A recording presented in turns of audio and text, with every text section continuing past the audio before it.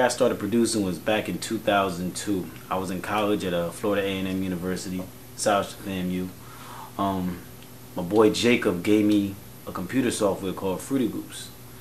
And he was like, yo, man, you need to check this out, man. I'm making these beats over here, da-da-da-da-da. I know you DJ, you got an ear for the music. So I was like, all right, man, I'll check it out. So I got the software on my computer and making a couple of beats on there. And it was alright, you know. It wasn't nothing to quit your day job over. And I just kept sticking with it. And my roommates at the time, they would always like come by and listen. Like, hey, man, is that something new you made, or that's something you downloaded or whatever? So I basically stuck with it, and here I am today. Pick 'em up, fuck 'em, let 'em lay. Where I'm from, we still fucking everybody every day. Fuck 'em, let 'em lay. Fuck 'em, let 'em lay. Where I'm from. Mayo record, that record came about like this. Cardan, shout out to Cardan. He gave me this Lil Wayne acapella, right? And basically he was like, yo, man, if you find a way to flip this, this would be a dope record. This would be a dope record. Alright, you know what I'm saying? So I took the acapella and listened to it and heard the pick 'em up, fucking let 'em lay, one fucking see a fucking dead body every day. And I just started cutting up the fucking let 'em lay, fuck 'em. I just kept playing that on my keyboard, on my MIDI keyboard, over and over again. I was like, man, this shit sounds hard. Fuck 'em, let 'em lay, fuck 'em, let 'em lay. Where fuck 'em, let 'em lay, fuck 'em, let 'em lay, fuck 'em, let 'em pick 'em up. So then I put like like the drums from Fuck Them Other Niggas, like kinda to that, just to give it that feel. And then I took it a step further and was like, man, what if I took like mixed the East Coast beat, East Coast sounding beat with a West Coast beat, and put it together, and it just came out like that. Sent Cardan back the record. He never used it because I guess, I mean, he didn't want it to be on a record like that, like on some gangster shit. He really wasn't on that at the time. Cardan's on the ladies, you know what I'm saying, making feel good music. So I had this beat, and I took it to New Jersey to my boys Jason down in Martin Cadillac, the whole Phantom Academy family, and I let them hear, and they loved the beat. And so Sus One, which is a mutual friend of all of us, he heard the beat and he was like, yo, man, let me get that beat because I'm going to throw game on it. I want to do this, and this to it, man. And he would just ride around playing that beat like all the time. He would play the beat in the club before it had any artist on it. Yo, this shit is hard, da-da-da-da. He reached out to Mayo, and Mayo was just down to do the record, you know? So Mayo recorded the record, it came out dope. We got it mixed by my man Swivel, who's Fab's engineer. And here we are today with that, you know? And that's how that record came about.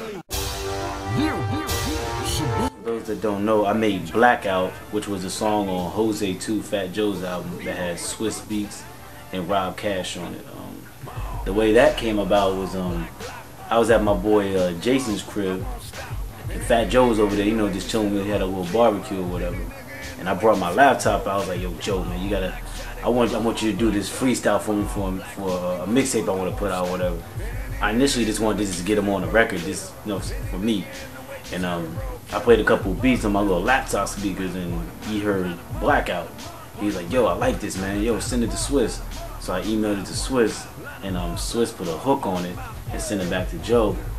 And Joe's manager Macho called me and was like, yo, man, Joe's gonna use it for the album, man. Like, congratulations, you made the album. So that's pretty much how that came about, man. It's really about networking, you know what I mean? Because I used to run into Joe frequently. He used to see me around being with Jason, and because Jason introduced me to him because those are his friends. It's basically really about relationships, man. It's not really about having like the hottest beats in the world. You gotta have product, but more so the people, the artist is buying into you as a person. The Spragga Benz record, now that's an interesting story. That record was initially supposed to be Bathgate, Graph, and there's a version. I have a version of that with the verses already on it. Bathgate, Graph, and my homie CMR. I sent it to Spragga Benz like a year ago. I Googled him on MySpace and found out who his manager was. Contacted his manager, like, yo, I need to get Spragga on this record. Da, da, da, da, da, da, da, da. So we always just talk back and forth. You know what I'm saying? And the dude actually entertained me. You know what I mean? Like, you know, we just talking back and forth. Like, I need to get Spragga on this record. Sit on the record. He's like, yo, the tune is hard, or whatever. So anyway, a year goes back. He doesn't do the record. Then I get a call from Roy, which is Spragga Benz manager. He's like, yo, Salam Remy's gonna call you. I'm like, Salam Remy? That's the producer that does the Nas beats? He's like, he's like, yeah. And But alright, cool. So I was at the studio, Def Charge Studios with Kingpin Slim. And I get a call from Salon Ring like, yo, we want to buy that beat, man. We want to use it for Spragga's album called Jbuttah because we feel like it fits the theme of his album. Swiss jumped on the record because I guess Swiss came by the studio and heard it, like, yo, this is crazy, you know what I mean? So he wanted a piece of it, so we jumped on it. Salon was like, yo, we about to put this out, man. It's done, it's crazy, it's cracked. And that's the thing about Salon Remy, man. He like, you can't play your beats for him and get a rise out of him. He wants to hear his song. Like, he's past all that. So for all y'all artists dealing with producers that are established, that just want to play 1,000 beats, don't do it, man. They want to hear songs, man. Because, you know, when you've done that many hit records, like, what's a beat to you? A beat is nothing without a song. So he want to hear songs, man. I tried to play him beats out till he was blue in the face. And the thing is, he listened to all my beats. He's like, yo, that was cool. That was cool. That was cool. I'm like, oh, okay. So anyway, the record came out. It had Swiss Beats ended up doing a verse on it, Spragga Benz and Cardinal Official. You know what I mean? So that's pretty much how that came out. Get your tickets early. Another record I did was My Life is a Movie, which is Kingpin Slim featuring Jim Jones. The record initially leaked on The Ghost of Rich Porter, which is Jim Jones' mixtape. That came out about 2 months ago. And now we put out the full version, which is 3 Slim verses and a Jim verse. And the Jim verse from The Ghost of Rich Porter, and that's going to be available on the Beam Up too as well. The way that record came about was I made the beat, Slim laid his part down. Slim actually laid down 3 verses to it.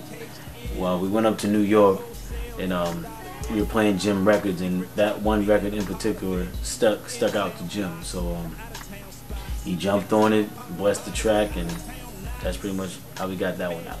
There's no real like long, far-fetched story behind it. That's pretty much what happened.